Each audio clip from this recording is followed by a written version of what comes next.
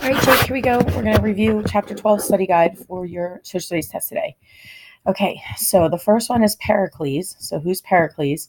He is a leader of ancient Athens who set out to strengthen democracy and expand the Athenian Empire. So that's Pericles.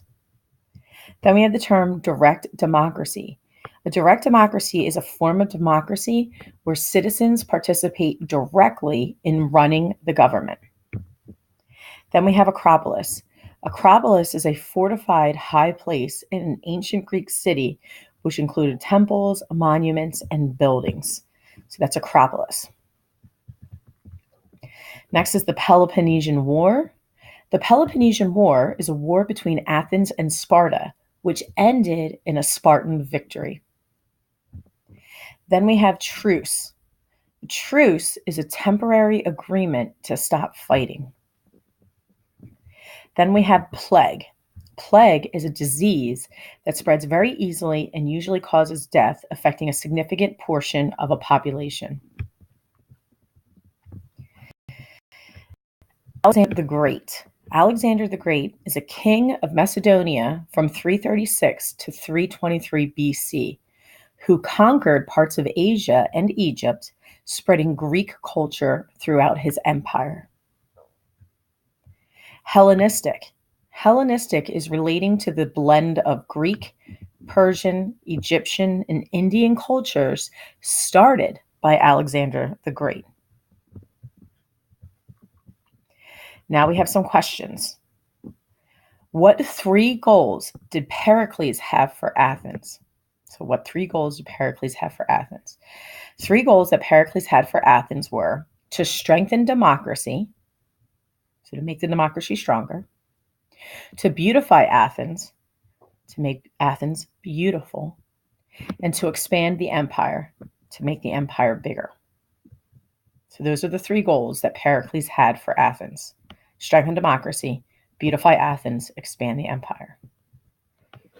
Make it stronger, prettier, and bigger. How did Pericles spread power more evenly throughout the government?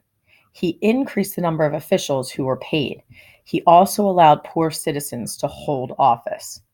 So he paid people and he allowed poor citizens to be officers. What was the Delian League? Where were its headquarters and treasury first located? The Delian League was an alliance of Greek city-states formed after the Persian War that was led by Athens. So Greek city-states formed by the Athens after the Persian War.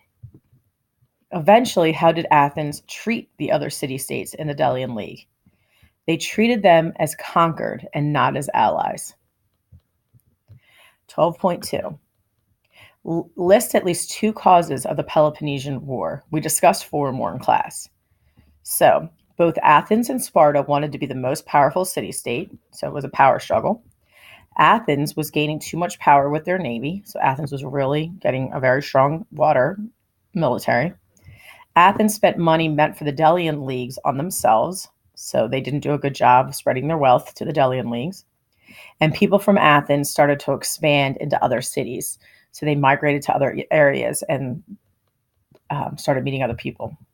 What were the two advantages that Sparta had during the Peloponnesian War? Sparta had a better land-based military, and Sparta could not be attacked by sea. So it had to be with their military and the sea. What were two advantages that Athens had during the Peloponnesian War? Athens had a better navy, and Athens had a very strong harbor. What was the main strategy of the war for Athens and Sparta? Athens was to stay away from land battles. Sparta was to force Athens to fight on land and cut off their food supply by destroying their crops. Okay? So Athens wanted to fight in the water. Spartans wanted to fight on the land and destroy their food. Describe how the Peloponnesian War ended. Make sure to use the terms plague and truce.